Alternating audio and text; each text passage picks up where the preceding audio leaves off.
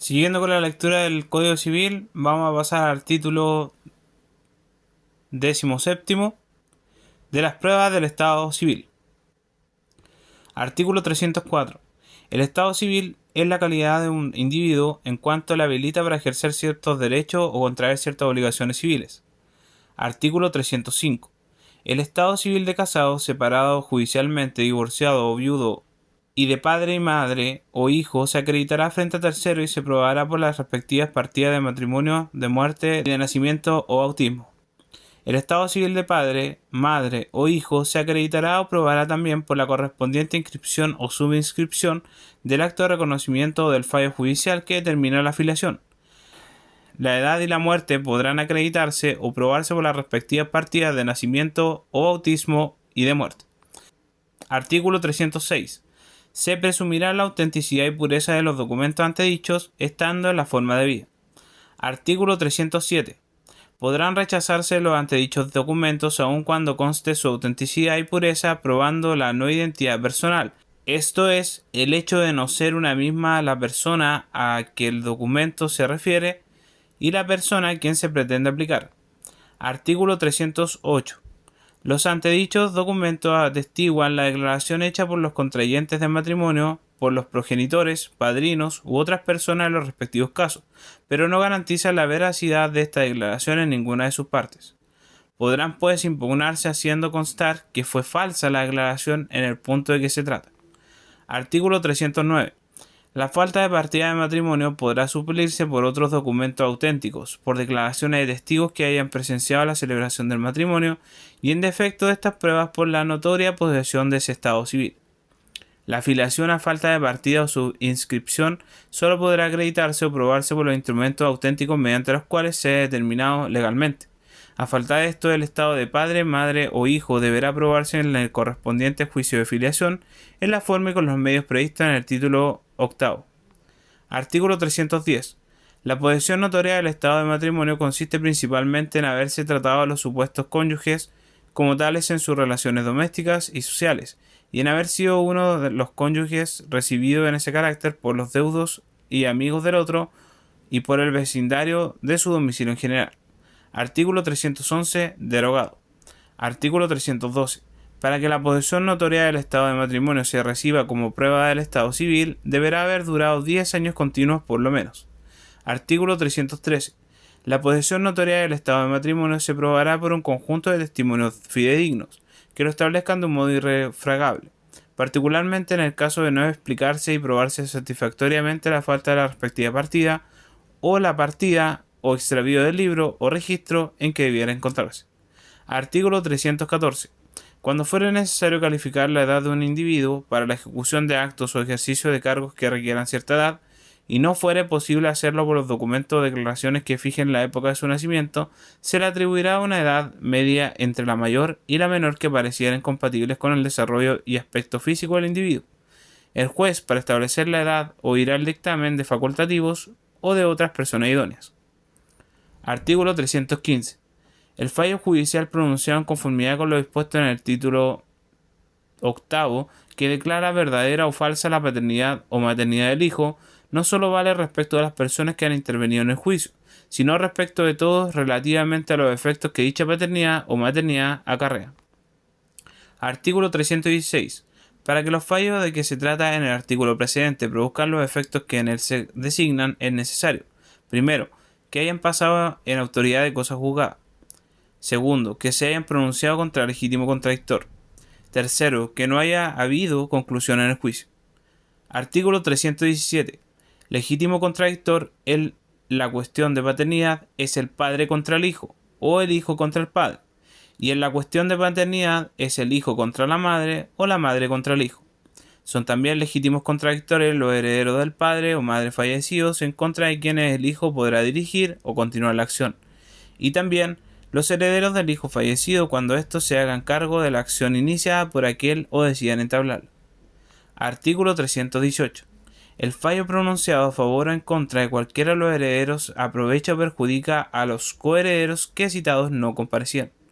Artículo 319. La prueba de colusión en el juicio no es admisible sino dentro de los 5 años subsiguientes a la sentencia. Artículo 320. Ni prescripción ni fallo alguno entre las cualquiera otras personas que se haya pronunciado podrá oponerse a quien se presente como verdadero padre o madre del que pasa por hijo de otros, o como el verdadero hijo del padre o madre que le desconoce. Las acciones que correspondan se ejercerán en conformidad con las reglas establecidas en el título octavo y en su caso se notificarán a las personas que hayan sido parte en el proceso anterior de la determinación de la filiación. Título 18.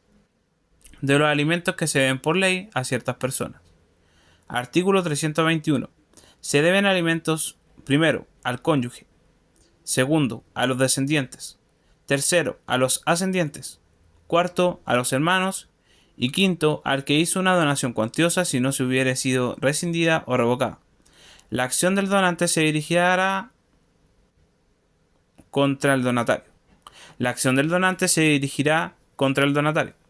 No se deben alimentos a las personas aquí designadas en los casos en que una ley expresa se los niegue. Artículo 322. Las reglas generales a que está sujeta la prestación de alimentos son las siguientes, sin perjuicio de las disposiciones especiales que contiene este código respecto de ciertas personas. Artículo 323. Los alimentos deben habilitar al alimentado para subsistir adecuadamente, resguardando el interés superior, la autonomía progresiva y el desarrollo integral del niño, niña y adolescente. Comprenden la obligación de proporcionar al alimentario menor de 21 años la enseñanza básica y media, y la de alguna profesión o oficio. Los alimentos que se conceden según el artículo 332 al descendiente o hermano mayor de 21 años comprenderán también la obligación de proporcionar la enseñanza de alguna profesión u oficio. Artículo 324. En el caso de injuria atroz cesará la obligación de prestar alimentos, pero si la conducta del alimentario fuera atenuada por circunstancias graves en la conducta del alimentante, podrá el juez moderar el rigor de esta disposición. Solo constituyen injuria atroz las conductas descritas en el artículo 968. Quedarán privados del derecho a pedir alimentos al hijo, el padre o la madre que no haya pagado pensión de alimentos judicialmente decretada o que le haya abandonado en su infancia cuando la filiación haya debido ser establecida por medio de sentencia judicial contra su oposición. Artículo 325 derogado. Artículo 326. El que para pedir alimentos reúna varios títulos de lo enumerado en el artículo 321 solo podrá hacer uso de uno de ellos, en el siguiente orden. Primero, el que tenga según el número quinto. Segundo, el que tenga según el número primero. Tercero, el que tenga según el número segundo. Cuarto, el que tenga según el número tercero. Quinto, el del número cuarto no tendrá lugar sino a falta de los otros. Entre varios ascendientes o descendientes debe recurrirse a los de próximo grado. Entre los de un mismo grado, como también entre varios obligados por un mismo título, el juez distribuirá la obligación en proporción a sus facultades. Habiendo varios alimentarios respecto a un mismo deudor, el juez distribuirá los alimentos en proporción a las necesidades de aquellos. Solo en el caso de insuficiencia de todos los obligados por el título preferente podrá recurrirse a otro. Artículo 327. Mientras se ventila la obligación de prestar alimentos, deberá el juez ordenar que se den provisoriamente, con el solo mérito de los documentos y antecedentes presentados, sin perjuicio de la restitución, si la persona a quien se demanda no obtiene sentencia absolutoria. Cesa este derecho a la restitución contra el que de buena fe y con algún fundamento plausible haya intentado la demanda. Artículo 328. En el caso de dolo, para obtener alimentos serán obligados solidariamente a la restitución y a la indemnización de perjuicios todos los que han participado en el dolo. Artículo 329. En la tasación de alimentos se deberán tomar siempre en consideración las facultades del deudor y sus circunstancias domésticas. Artículo 330. Los alimentos no se deben sino en la parte en que los medios de subsistencia del alimentario no le alcancen para subsistir de un modo correspondiente a su posición social. Artículo 331. Los alimentos se deben desde la primera demanda y se pagarán por mesadas anticipadas. No se podrá pedir la restitución de aquella parte de las anticipaciones que el alimentario no hubiere devengado por haber fallecido. Artículo 332. Los alimentos que se den por ley se entienden concedidos para toda la vida del alimentario, continuando las circunstancias que legitimaron la demanda. Con todo, los alimentos concedidos a los descendientes y a los hermanos se devengarán hasta que cumplan 21 años, salvo que estén estudiando una profesión o oficio, caso en el cual cesarán a los 28 años. que les afecte una incapacidad física o mental que les impida subsistir por sí mismos, o que, por circunstancias calificadas, el juez los considere indispensables para su subsistencia. Artículo 333. El juez reglará la forma de cuantía en que hayan de presentarse los alimentos y podrá disponer que se conviertan en los intereses de un capital que se consigne a este efecto en una caja de ahorros o en establecimiento análogo, y se restituya al alimentante o sus herederos luego que cese la obligación. Artículo 334. El derecho de pedir alimentos no puede transmitirse por causa de muerte, ni venderse o cederse de modo alguno, ni renunciarse. Artículo 335. El que debe alimentos no puede oponer al demandante en compensación lo que el demandante le deba a él. Artículo 336. No obstante lo dispuesto en los dos artículos precedentes, las pensiones alimenticias atrasadas podrán renunciarse o compensarse, y el derecho de demandarlas transmitirse por causa de muerte, venderse y cederse, sin perjuicio de la prescripción que competa al deudor. Artículo 337. Las disposiciones de este título no rigen respecto a las asignaciones alimenticias hechas voluntariamente en testamento o por donación entre ellos, acerca de las cuales deberá estarse a la voluntad del testador o donante, en cuanto haya podido disponer libremente de lo suyo. Título 19. De las tutelas y curadurías en general. Primero, definiciones y reglas generales. Artículo 338. Las tutelas y las curadurías o curatelas son cargos impuestos a ciertas personas a favor de aquellos que no pueden dirigirse a sí mismos o administrar competentemente sus negocios y que no se hallan bajo potestad de padre o madre, que pueda darles la protección debida. Las personas que ejercen estos cargos se llaman tutores o curadores y generalmente guardadores. Artículo 339. Las disposiciones de este título de los dos siguientes están sujetas a las modificaciones y excepciones que se expresarán en los títulos especiales de la tutela y de cada especie de curaduría. Artículo 340. La tutela y las curadurías generales se extienden no solo a los bienes, sino a la persona de los individuos sometidos a ellas. Artículo 341. Están sujetos a tutela los impúberes. Artículo 342. Están sujetos a curaduría general los menores adultos, los que por prodigalidad o demencia han sido puestos en entredicho de administrar sus bienes, y los sordos o sordomudos que no pueden darse a entender claramente. Artículo 343. Se llaman curadores de bienes los que se dan a los bienes del ausente, a la herencia yacente y a los derechos eventuales del que está por nacer. Artículo 344. Se llaman curadores adjuntos los que se dan en ciertos casos a las personas que están bajo potestad de padre o madre o bajo tutela o curaduría general para que ejerzan una administración separada. Artículo 345.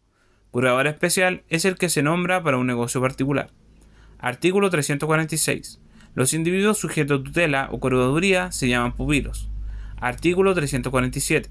Podrán colocarse bajo una misma tutela o curaduría dos o más individuos con tal que haya entre ellos indivisión de patrimonios. Divididos los patrimonios se considerarán tantas tutelas o curadurías como patrimonios distintos, aunque la ejerza una misma persona. Una misma tutela o curaduría puede ser ejercida conjuntamente por dos o más tutores o curadores. Artículo 348.